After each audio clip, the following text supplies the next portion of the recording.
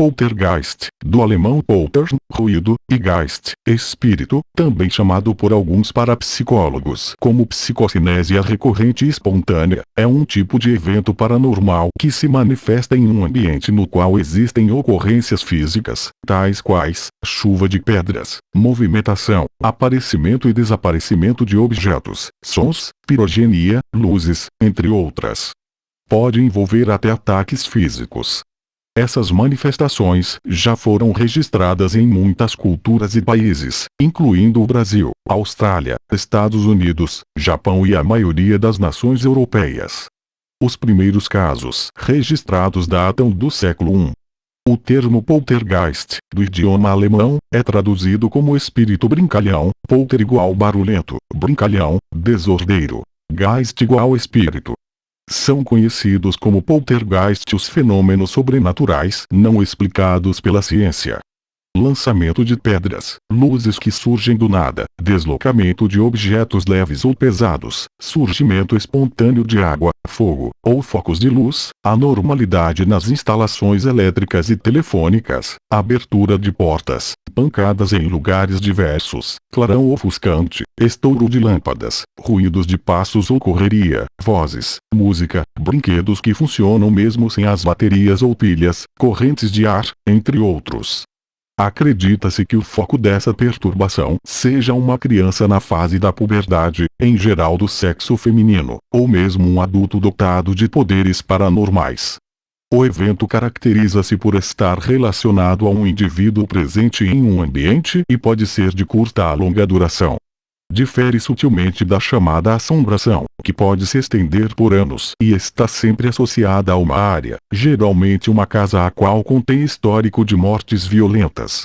A parapsicologia define esses fenômenos como uma faculdade extrasensorial na qual a mente atua diretamente sobre a matéria, através de meios invisíveis sem contato físico. De acordo com a literatura espírita, o fenômeno poltergeist decorre de espíritos em perturbação, os quais em comunhão como uma pessoa sensível, atuam por vezes de forma agressiva, ao fazer com que objetos como pedras, por exemplo, voem pelos ares atingindo outros objetos e pessoas. Para a ocorrência da manifestação é obrigatória a presença de um médium de efeitos físicos, ainda que completamente alheio à sua faculdade. Diferença entre casas assombradas e poltergeist. De acordo com o professor Carlos Alberto Tinoco, autor de Poltergeist, Fenômenos Paranormais e Psicocinésia Espontânea, apesar de terem várias características em comum, os dois fenômenos são distintos. Os casos de assombração são estudados pelos pesquisadores da Fundação Pesquisas Psíquicas, de Durham, Estados Unidos, que investigam exclusivamente os fenômenos relativos às manifestações que sugerem a presença de pessoas mortas. Fenômenos θ fazem distinção entre os dois aludidos fenômenos. O notável pesquisador Ernesto Bozano, na sua obra Dei Fenomeni Infestazione, após estudar 532 casos paranormais escolhidos, conseguiu enquadrar 374 deles na categoria de assombração.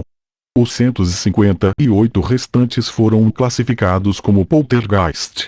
Bozano arrisca uma definição para assombração. Os fenômenos de assombração compreendem esse conjunto de manifestações misteriosas e inexplicáveis, cujo traço característico essencial é o de ligarem-se de maneira especial a um local determinado. Diz ainda Bozano que nada mais misterioso nos casos de assombração do que o prolongamento de alguns deles, mantendo-se ativos, muitas vezes, através de séculos. Tais fenômenos se ligam, em sua esmagadora maioria, ao problema da morte, o que os coloca na categoria de manifestação θ. Os casos de assombração sempre estão ligados a certos locais por tempo relativamente longo.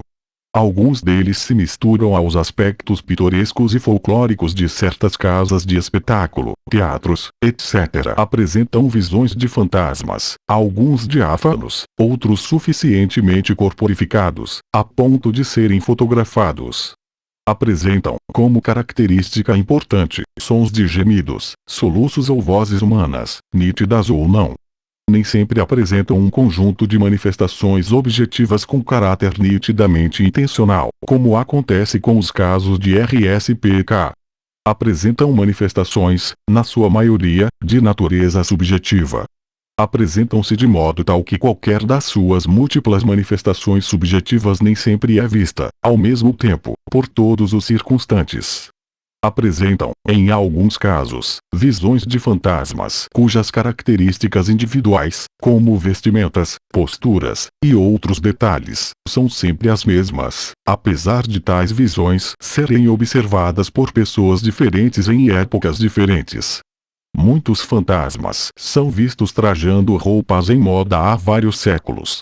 O confronto dos depoimentos das pessoas vítimas de assombração, gerações após gerações, revela que um mesmo tipo de fantasma, por exemplo, encontra-se como que ligado ao local assombrado. Bolzano acredita ser essa uma das características marcantes do fenômeno.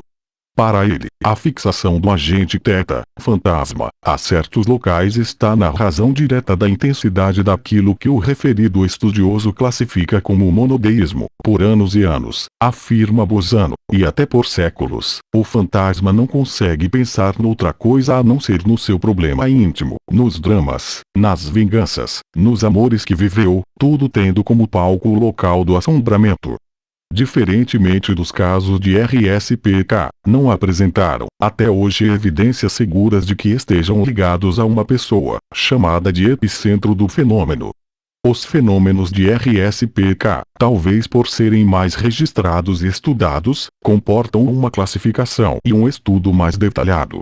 Genericamente, os fenômenos de poltergeist caracterizam-se pela movimentação paranormal de objetos, fenômeno que é conhecido por transporte ou aporte. Apresentam, como característica mais importante, uma intencionalidade, seletiva ou não. Assim, por exemplo, o RSPK pode queimar mais preponderantemente as roupas de determinada pessoa, ou atingir mais fortemente o cômodo da casa habitado por alguém. Pode provocar travessuras com o propósito de assustar. Pode também manifestar-se até que determinado compromisso seja desfeito, desquite, casos amorosos, etc. A intencionalidade, quando pode ser constatada, é a característica mais importante dos fenômenos de RSPK. Apresentam alguns casos especiais de transporte, que se caracterizam pelo fato de objetos serem retirados de dentro para fora e vice-versa, de recintos, armários, cofres, entre outros, estando estes hermeticamente fechados. A penetração paranormal da matéria através da matéria é chamada de hiloclastia por René Sudré. Apresentam, em algumas ocasiões, ocorrências de combustão espontânea. Podem apresentar casos de desaparecimento de objetos diversos, tais como dinheiro, joias, roupas, etc. Metafanismo. Podem apresentar ruídos estranhos, tais como sons provocados pela quebra por impacto, de adornos e utensílios domésticos, vidros, quadros, louças, etc. Alguns deles são assustadores, ocorrendo ou não a quebra de qualquer objeto.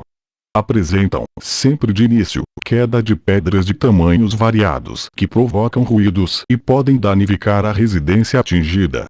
Outros objetos, tais como pedaços de madeira, rebocos de paredes, cacos de barros ou pilhas elétricas usadas, por exemplo, podem também ser atirados contra a casa que está sendo vítima do RSPK.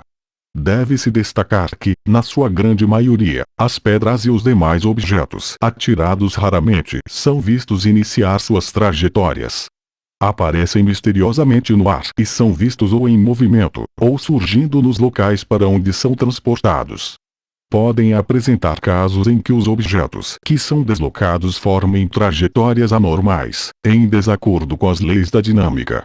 Em um caso de RSPK ocorrido em Manaus, as pedras atiradas contra a casa seguiam curvas que estavam em desacordo com a física. Apresentam sempre mais ocorrências objetivas que os casos de assombração. Sempre estão ligados à presença de uma pessoa a quem os estudiosos chamam de epicentro. Normalmente, trata-se de um adolescente. Obrigado por ter assistido, deixe seu like, inscreva-se e até o próximo vídeo.